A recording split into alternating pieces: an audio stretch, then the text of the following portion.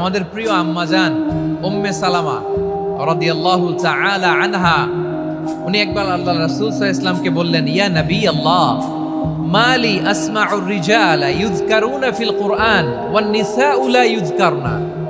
নবী হে, এমন কেন আমি কোরআনে দেখি যে প্রায় পুরুষদের কথা বলা হয় কিন্তু নারীদের নিয়ে কথা নাই, পুরুষবাচক শব্দ ব্যবহার করা হয়, নারীবাচক শব্দ ব্যবহার করা হয় না, এর কারণটা কি? ফাআনজালাল্লাহু তাআলা হাযিহিল আয়া। এরপর আল্লাহ তাআলা উম্মে সালামা রাদিয়াল্লাহু তাআলা আনহার এই কথার প্রেক্ষিতে তার এই অ্যাপিল, তার এই আবেদন, তার এই আকাঙ্ক্ষা পূরণের জন্য এই আয়াতটি নাজিল করেন। চিল্লায় পড়েন সুবহানাল্লাহ। যাতে আল্লাহ তাআলা পুরুষবাচক শব্দের পাশাপাশি নারীবাচক শব্দ ব্যবহার করেছেন।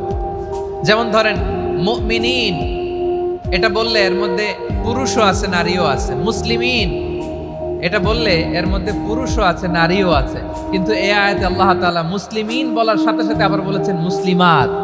ইন্নাল মুসলিমিনা ওয়াল মুসলিমাতি ওয়াল মুমিনিনা ওয়াল মুমিনাতি ওয়াল কানিতিনা ওয়াল কানিতাতি। পুরুষবাচক শব্দের পাশাপাশি আবার এক্সট্রা নারীবাচক শব্দ ব্যবহার করেছেন। আলহামদুলিল্লাহ বলেন।